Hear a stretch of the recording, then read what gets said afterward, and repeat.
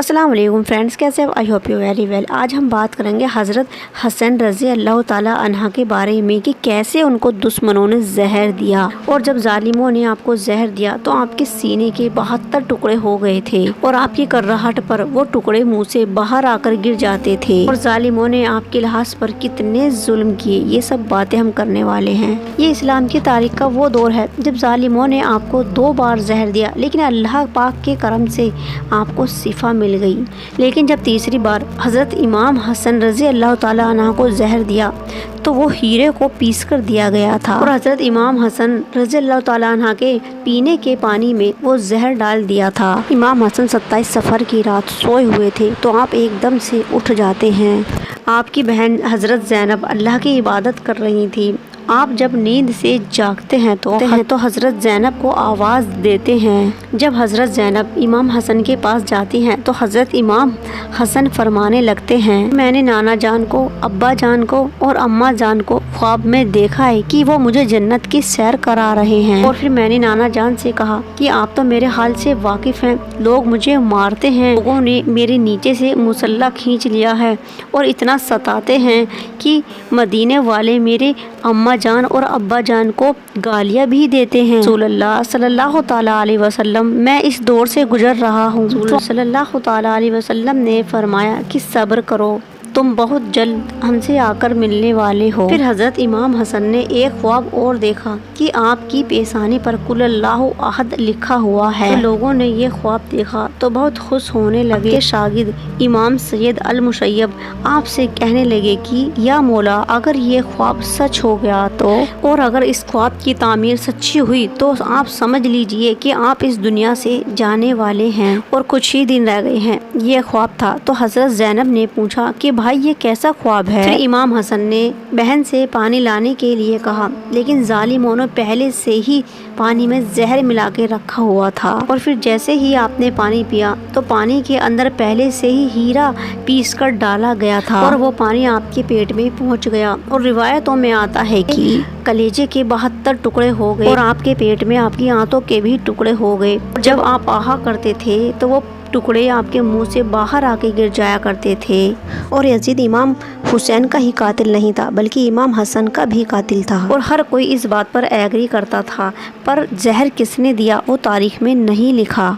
और जब आपके मुंह से टुकड़े गिर रहे थे तो आपने हज़रत इमाम हुसैन को बुलवाया ताकि आप उनसे कुछ नसीहत कर दें। फिर हज़रत इमाम हुसैन रज़ी अल्लाह ताला अन्हा आए और हालत देखकर गले से लगाकर रोने लगे और कहने लगे कि भाई आपको जहर किसने दिया? तो हज़रत हसन बोले कि भाई मुझे जिस पर शक है अल्लाह उससे खुद इंतकाम ज़रूर लेंगे और सिर्फ शक के ऊपर ही किसी को मारा भी तो नहीं जा सकता, क्योंकि मैं नाम लूँगा तो आप कत्ल करवाओगे पर अल्लाह मेरा इंतकाम लेगा। जब हज़रत हसन ने नहीं बताया कि कातिल कौन है और सिर्फ शक के बिना पर किसी को मुजरिम नहीं ठहराया जा सकता और इतिहास लिखने वालों ने इसको नहीं लिखा और किसी का नाम नहीं लिया गया, तो सुबह के वक्त लोग इकट्ठा हुए। तो हज़रत हुसैन ने हज़रत हसन रज़ी अल्लाह ताला अन्हु से कहा कि इमाम हुसैन आप बताएं कि मेरा चेहरा कैसा दिख रहा है? तो हज़रत हुसैन रज़ी अल्लाह ताला अन्हु बोले कि आपका चेहरा हरा हो गया है भाई। हज़रत हसन रज़ी अल्लाह ताला अन्हु कहने लगे कि भाई आपको याद है नाना जान की हदीस ए मेराज सच हो गई।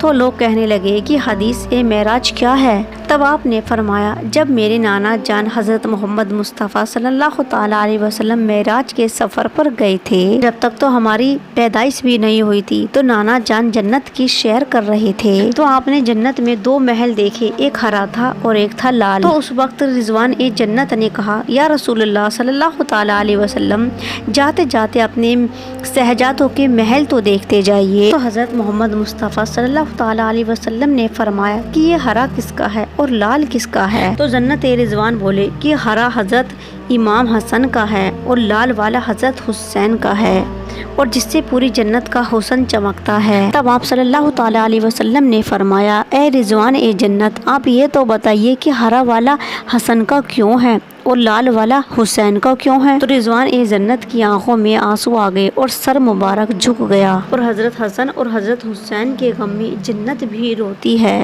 جبکہ جنت میں کوئی نہیں روتا۔ جنت وہ جگہ ہے جہاں رویا نہیں جاتا، اور حضرت امام حسین اور حضرت امام حسن رضی اللہ تعالی عنہ کی وہ شہادت ہے۔ ان کو جب جب یاد کیا جاتا ہے تو لوگوں کی آنکھوں میں آنسو آ جاتے ہیں، چاہے وہ جنت ہی کیوں نہ ہو، وہ بھی رو دیتی ہے۔ جب رضوان جنت کی بتانے کی ہمت نہیں ہوئی تو حضرت جبرائیل علیہ السلام کہتے ہیں کہ یا رسول اللہ صلی اللہ تعالیٰ علیہ وسلم کہ اللہ کے حکم سے حضرت حسین کو زہر دیا جائے گا اور اس زہر سے ان کا چہرہ ہرا ہو جائے گا۔ حضرت امام حسین کو کربلا کے میدان میں شہید کیا جائے گا اور خون سے ان کا سارا جسم لال ہو جائے گا، اس لیے امام حسن کا ہرا اور امام حسین کا لال ہے۔ حسین دیکھو، حضرت محمد مصطفیٰ صلی اللہ تعالیٰ علیہ وسلم کی وہ معراج پوری ہو گئی۔